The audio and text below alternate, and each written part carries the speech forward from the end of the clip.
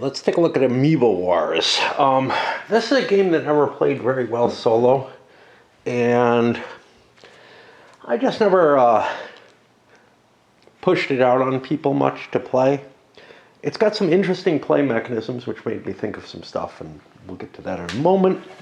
I've got like 2 plays recorded with it, which I think, I probably played it with my first wife and with my group once.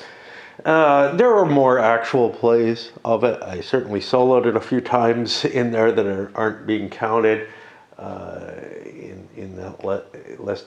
Basically, what I recorded was just what was played, how many times I played it once I created the box, the game box, which was not the website or anything like that. Before that, I was keeping track of everything on file cards before the various iterations of the website. And anyway, it was already, an old game at that point, and one which didn't particularly excite me in terms of it's not a big storytelling game. It has an interesting and unique mechanism using cards for how you activate your units. It also has a combat system, which led me to think of something else. So there were 2 games I thought about as, how do you relate to this? One of them was Dragon Hunt, a later game, and I thought, the system, and you'll see how this works, of how the cards are picked and what they mean actually works very, very similar to how Dragon Hunt's system works. Okay, that's interesting. The big difference being that here the cards are played in the open, so everybody gets a chance to see what other people pick. It's an intriguing game mechanism. There's Dragon Hunt there. And the other one that I wanted to relate it to was also a fantasy game, which is Wizard's Quest. Because the combat in this is similar to Wizard's Quest. Kind of a sort of Risk-like, very, very simplistic combat system that might require a lot of die rolls, but it gets the job done. Okay. And nothing too exciting there, but also this focuses on these amoebas, which works out very much like the orcs in Wizard Quest. Now, in Dragon Hunt, you have kind of the dragon, which can cause lots of problems, but it has very, very weird rules. It's not just conquering stuff. And you have some fantasy special creatures that can throw some sliders in there. Well, the interesting thing I did, I went and looked because it reminded me so much of these couple games that I thought, wow, what's the connection? Turns out the 3 people listed as designers for this game are listed on both of those games as well. Now, 2 of the 3 are listed for a whole bunch of games, like 128 games each or something, over 100 each one. One of them, who I think is the only person who's listed as a designer here, Gary Donner, is listed at like 17 games. Okay, that's weird. I'm not sure any of them have game designer labels on top of them. This led me to check my own design credits, which I don't deserve, but I was curious about. And I don't have a label either, but I am linked and have like a designer page. So I don't know how BGG does things. Also, the designer is not, so Donner is on there, but Uhl and Hamblin are not, if I recall correctly, as the developers. I don't know where they get the other 2 designers. I'm pretty sure I would have noticed either of them. They're names from Avalon Hill that I get. This was designed by Random Games Incorporated. I guess it was an Avalon Hill reached out to an external group, just like they did with the Eon group for Dune, to produce something. It was never published under anything else, according to BGG, so I don't know. All right, what can I tell you about the game? So, and why didn't I play this game yet? Because you would think I would get to it. It's a fairly lighter, easier game of the type that I was looking for and that I'm often looking for in the, it'll take me a while to play this, but it's okay. Or I can walk away from it at times and it's okay. Well, that's a good question. Glad I asked it. Before I had my game sent up, I had picked up a copy of Throne World by Tim Jim. And I don't know, kind of kicking over there in the corner. Yeah. Someday I ought to get shelving or something up here. I don't know. But the, it would all have to be low, and I've talked about this before. Boxes sort of almost work.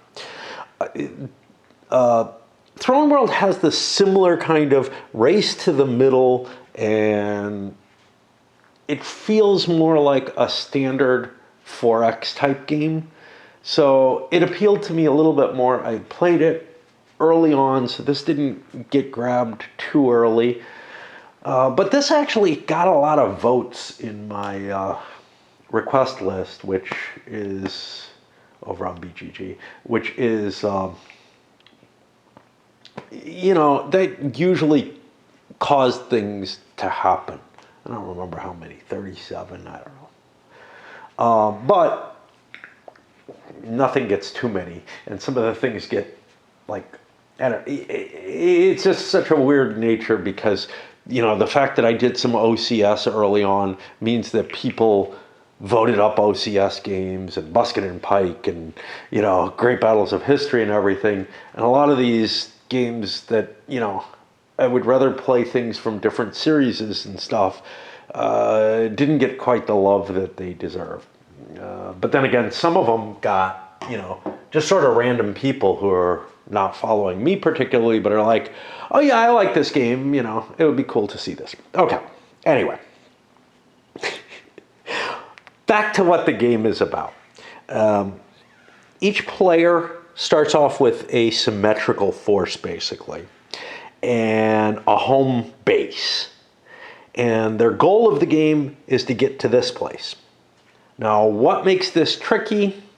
Because in a lot of ways, it's basically just a space expansion, gather production places, which have these little numbers on them. Not terribly visible, but okay. With simple combat and whatnot. What makes it kind of exciting is you have these amoebas, and you also have a doomsday device or two that can be on the board. And the growth of the amoebas, the movement of the doomsday devices, help throw a little bit of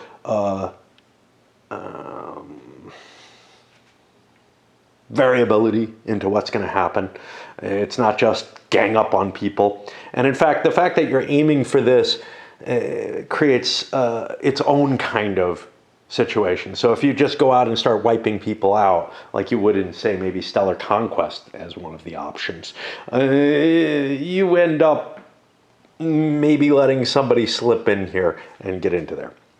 In order to get to this main hub, you have to conquer a certain number of these central locations. And players will have a handful of cards which serve two purposes. One is they have an event on them. Something that you may, or in a few cases, must do. The other is they have a number on them. Each person in turn, starting with whoever the first player is, and that's going to be here, I'll rotate around anti-clockwise. Didn't want to say counter this time for some reason. In contravention of all conventions. You play a card face up out of your hand. You have like 3 cards in your hand.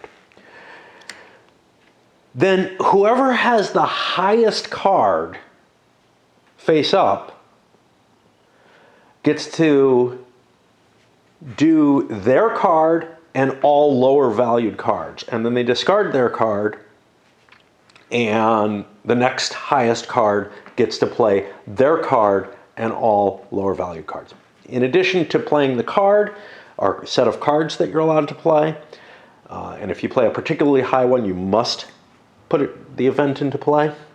You get to build units based on your production numbers, and you get to make attacks in a very risk-like sort of fashion, which we'll explain. But there's two different combat mechanisms in the game, which all sounds pretty complicated for something that is like 4 pages of rules. Which is a sign that the rules must be very good, because they get all that in pretty easily. And in addition, there's optional rules which allow for special player powers, and I've put these out because I think that they add a little bit to the game. They could create an unbalance that's unfair. So let's start on the actual rules, although I've told you most of it already.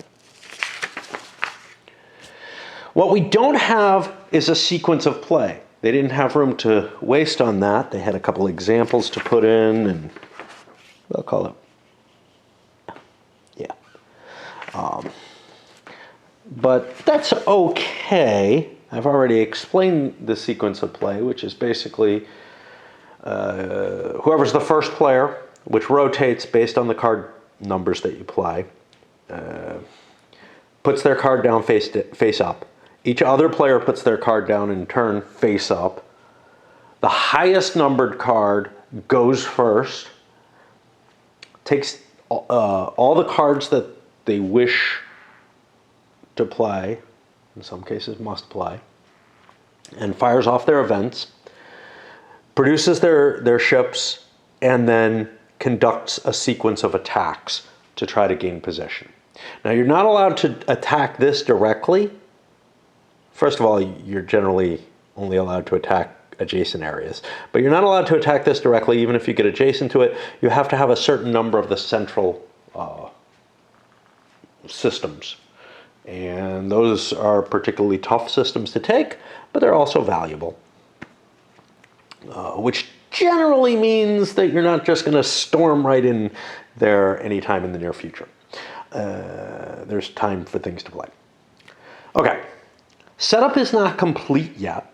First of all, I have to shuffle and deal the cards. And if you remember when I was talking about attack sub, if you watch my videos, I was talking about, hey, how, the poker card quality cards made a huge difference. This is what Avalon Hill generally gave you, which was like, if you're used to Status Pro or anything, you got the same idea, this sort of just sheet of, you got to fold the cards and everything. And one of my cards got a rip, because I was not careful, and I don't know where it is. This one also has a little bit of a nub on it, but one of them has a very clear rip. It's marked. There's nothing you can do about it. One of the problems with this kind of, component. Okay. The thing I didn't do on setup yet is, and I'll do this at the start of the play, is there's 4 campaigns by the amoebas before any play happens. And that's just them spreading out throughout the galaxy or whatever, and being in positions. The amoebas don't mean a hell of a lot. They mean a couple of things. One is when you attack an area that has an amoeba, any losses you take are double what they normally are. You end up losing 2 ships for each attack against the amoeba instead of 1 for each failed attack against an empty system. The other thing they can do is they can make attacks, generally from the event cards, except at the beginning of the game.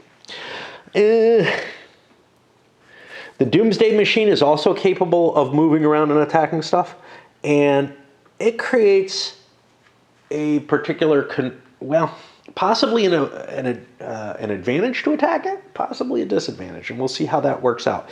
Because when you're attacking empty systems, it's a different mechanism, and empty includes those with an amoeba, than when you're attacking systems with a ship in it. And the Doomsday device is a system with a ship in it. So, okay. Everybody will get 3 cards to begin with. We do this random space amoeba attack to set up. And what happens is you roll a die, and for each So whenever there's a Space Amoeba campaign, you roll a die, and the number of planets in that system, which is an important facet and is indicated by the color of the system as well. So like all 4 planet systems are kind of this orangish sort of color, although it may be a slightly different orangish color depending on how much yellow bleeds into it. All 5 system planets have, oh wait, no, that's 6 system planets have yellow. There's 5 system green, etc. You roll a die and you mark each planet system that has that number of planets in it with one of these markers picked at random, and those indicate the order in which the amoebas will go for that campaign. I don't know how much that actually matters, but it could slightly influence the order of direction. So I've thrown them into a cup to better randomize them, and I will swap batteries because this thing's a hog. Okay, so these Space Amoeba campaigns, you'll put some of these counters out on the number for the number of the planet, type of planet you rolled, which may be kind of hard to get because the only planets that can expand are 4 and higher initially. So you may not get many campaigns. Let's find, right.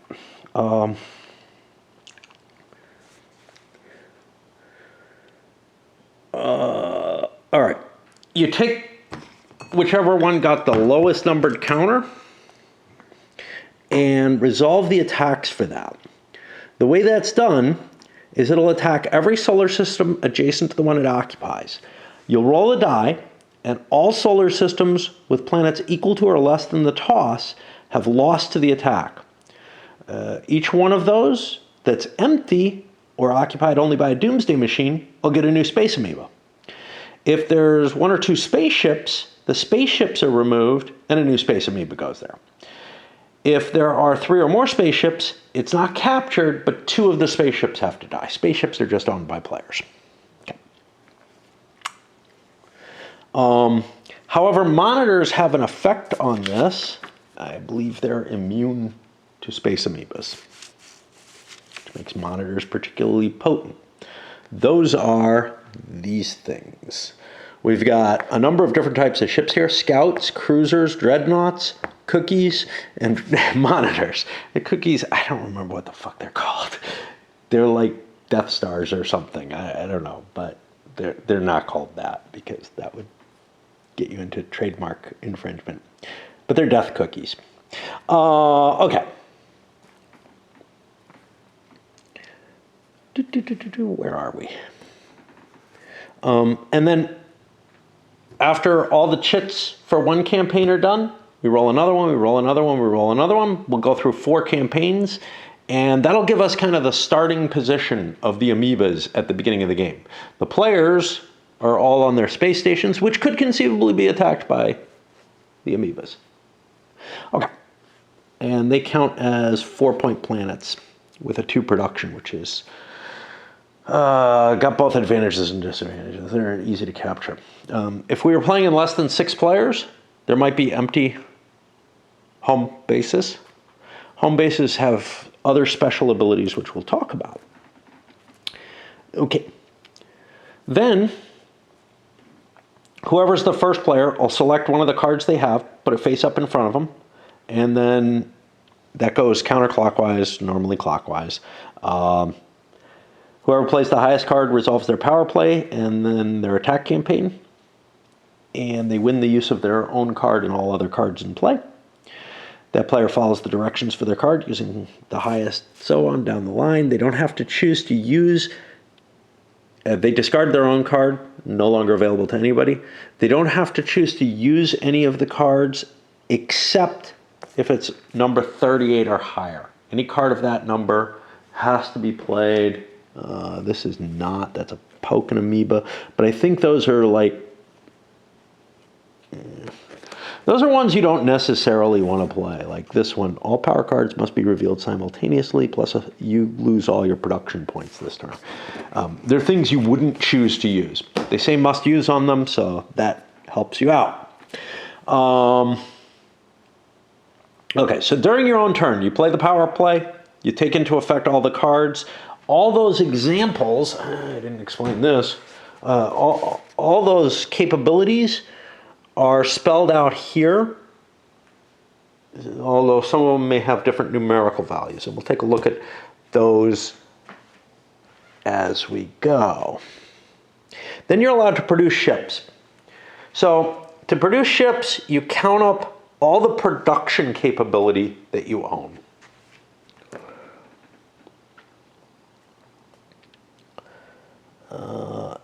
I.e. you have at least one of your ships on. At the start of the game, only your home system's friendly. And then you buy ships whose value, their value is listed up here on the counter, 1, 2, 3, 4, 5, is less than or equal to your total production capability.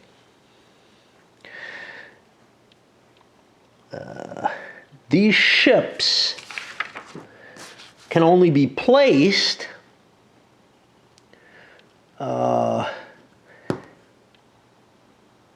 in solar systems that are friendly, have a ship of yours in them, that are either your home solar system or are connected by an unbroken chain of friendly solar systems back to your home solar system.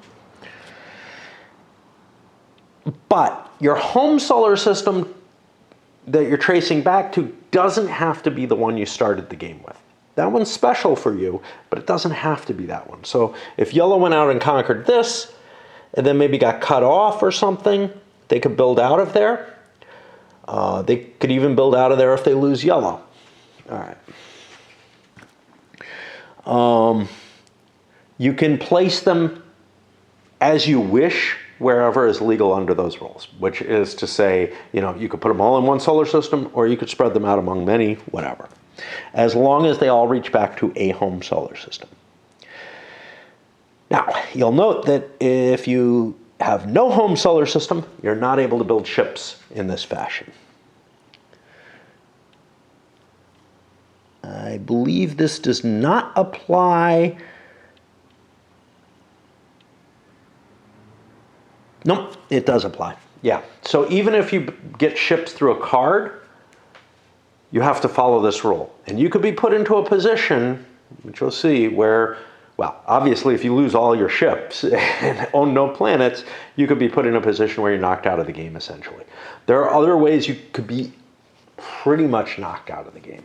And basically you have to leave a ship everywhere on every planet that you own. You can never voluntarily give up a system, even if it's worthless to you, which means that you could have all your ships spread out, one per system, and you're essentially out of the game there too, even though you still exist and get to roll dice.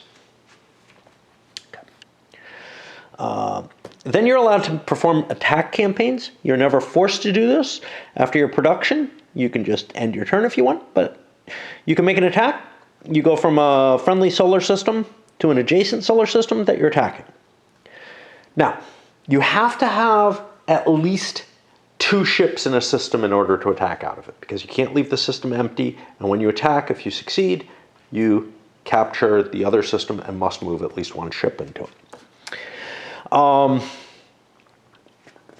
So there's 2 kinds of attacks. Attacking against systems that don't contain any ships, including the doomsday devices. This could be amoeba-occupied systems. You count the number of spaceships of all classes. You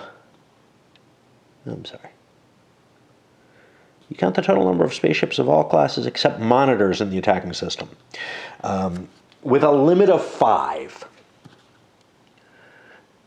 And you add this to a die roll, and that is your attack strength. The defense strength is going to be the number of defending planets in the system plus a die roll, which means that there are systems out there that have a 6 defense. They're going to be stronger than you can possibly attack. Whoever gets the higher die roll wins. If the attacker wins, he must move at least 1 ship into that system.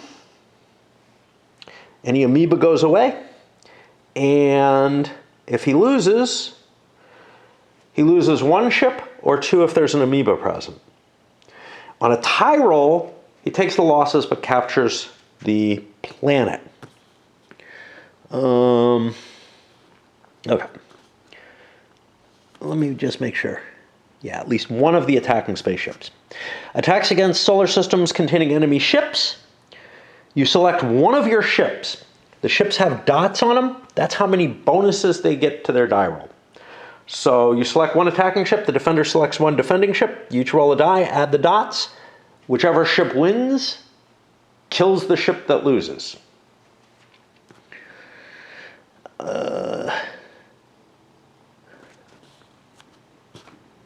You can keep attacking until you're down to only 1 ship, because you're not allowed to keep attacking once you're down to 1 ship. If you successfully remove all the spaceships that are defending, the ship that you chose to lead the attack must remain in the solar system, but you may move as many additional ships, except for monitors, which don't move, into that system as well, and continue attacking, pushing on. You can keep attacking as many times as you wish, as long as you're not spread out to 1 ship per system or cut off from being able to expand, I mean, if I got a bunch of ships here and these are both mine, I can't attack into those, so. Then you're allowed a free move, just like in Risk or whatever. But it's not as impressive. You move 1 or more of your spaceships, except for monitors, from 1 solar system to an adjacent solar system which your ships already occupy. You can't split this, and you must leave the ship behind.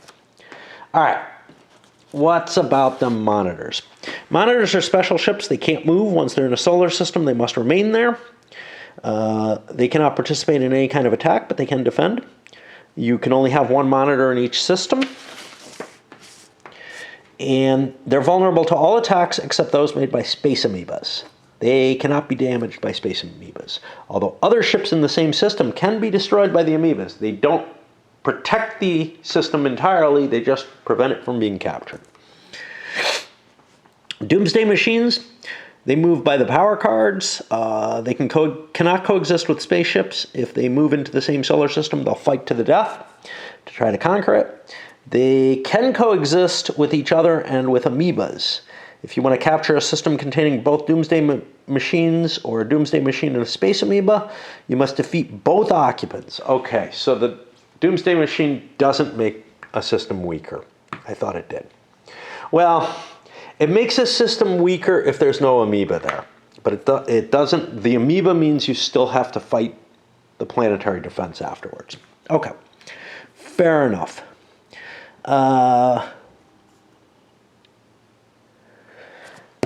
Countermix is a limitation by design. I may have lost some pieces to this game. I'm not going to worry too much about it. It's not going to be a whole lot I can see. But it's something that I need to worry about. Again, something tells me that I'm a ship or 2 short somewhere. But I don't want to count them.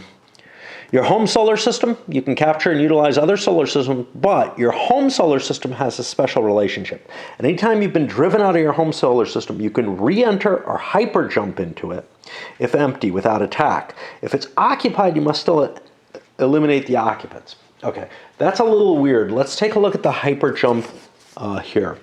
Hyper jump X number worth of ships. You may move any of your spaceships on the board whose total value does not exceed the point value in 1 or more solar systems of your choice anywhere in the galaxy. Each spaceship must be moved 1 at a time, and no solar system can be left unoccupied. No spaceship can hyper jump into Saster. This is the only one in which a ship cannot hyper jump. Once all hyper jump allowed is completed, spaceships which hyper jumped into non-friendly solar systems must attack them. I'm guessing, although the way this is worded, it's a little ambiguous, that you can hyper jump into your home system even if it's occupied, and then you fight. Again, I could see you reading that the other way. That's okay.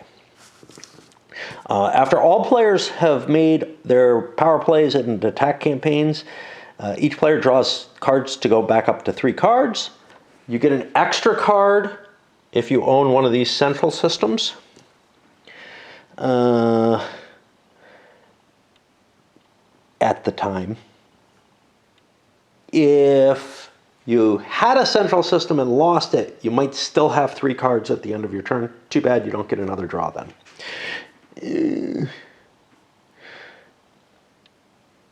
And the first player is whoever played the highest card. I'm trying to find that here. Whoever played the highest card in the last system. I'm not seeing that. That may be over here in the summary of play. The player who had played the highest card becomes the first player. Everything, though, still goes in seeding order. So playing the second highest card doesn't make you the second player or anything like that. You would need another set of chits to do that. Each number of players gives you some special cases that change the rules. In this game, the 0 power card is included in the game. It's not in anything less than 5. And the number of friendly solar systems needed to attack Saster is you must hold 3 of these in order to make an attack on it. And then you attack from one of them. I'm playing with the optional player powers. I'll go over them. I guess we'll look at them now. We don't have them all out. So this, whenever it defeats ships, it's going to send them into the time warp. What that means...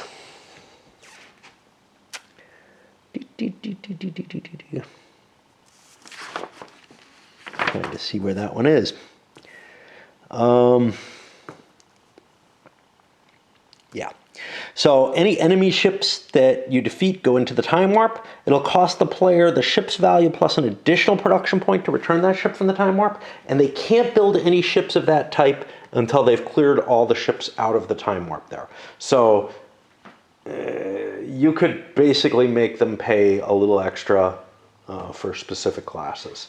And then once they get them out of there, they're normal production. Otherwise, lost ships go back in your pool and you can rebuild them. Amoebas eat only one of your ships in battle. That's easy enough. You may place your reinforcements in any friendly solar systems. You're not limited to going back to your home, tracing back to your home base.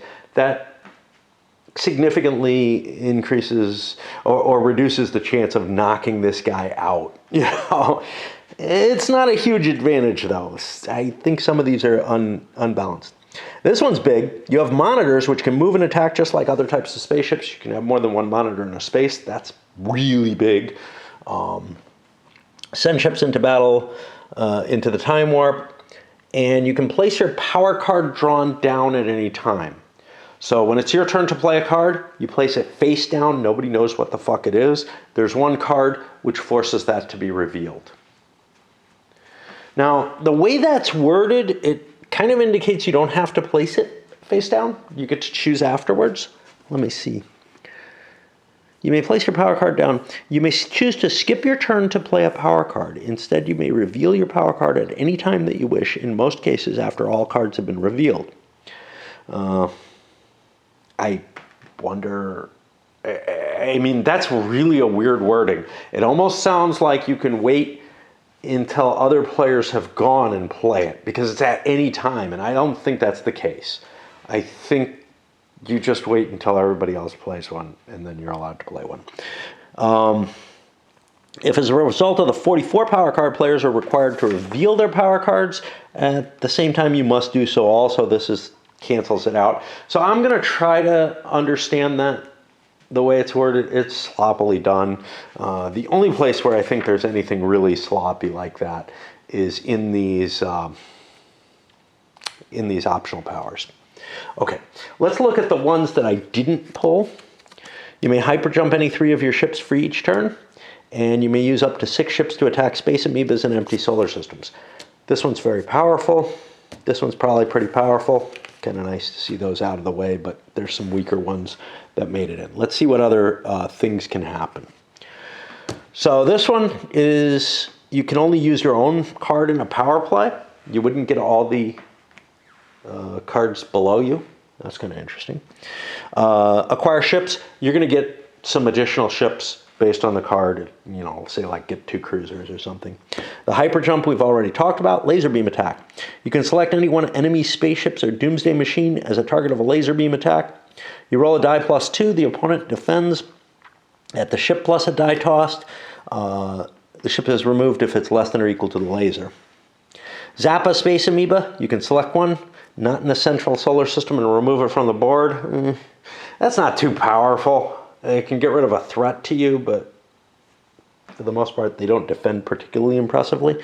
Successful ambush by a Space Amoeba. You can select an empty solar system, or one with a doomsday machine, or one with only one spaceship, and put a Space Amoeba in there. If the spaceship was there, it's removed from the board.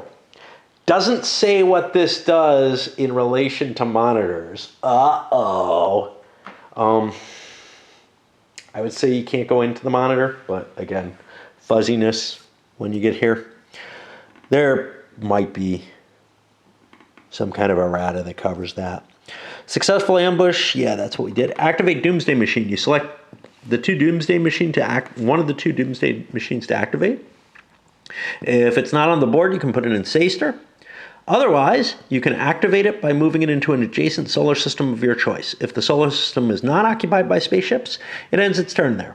If it contains 1 or more ships, it'll attack them one at a time until one side or the other is dead. The controlling player selects which of his ships will defend. If the Doomsday Machine destroys the last one, it ends its turn capturing the system. You can poke an amoeba. This causes that amoeba to make an attack as if it was the only amoeba attacking during a campaign. Berserk Doomsday Machine. This is used when encountered and must be used. This differs from activate. After you select the machine, its move is determined randomly. Place it, basically roll a die to see which way it goes. If it survives the move, it makes a second move and attack. Double Space Amoeba attack. This is used when encountered in a power play. It must be used. You make 2 separate amoeba attack campaigns, just like the first attack campaign where you roll a die, see which amoebas attack, and then see how far they go. And on strike, you cannot produce any new spaceships this turn, although you can still acquire ships from power cards. In addition, the next time power cards are played, all players must reveal them simultaneously, canceling his ability, I believe. In this way, no player is aware of what the others will play until all power cards are revealed. Yeah, at the same time. So in this case, this is like the Dragon Hunt thing, where I think you play cards face down and then reveal them. All right, that's it. It's time for me to load this up one way or another, and we'll get started. It may be a little slow because part of the purpose of this is to get me reading some rules.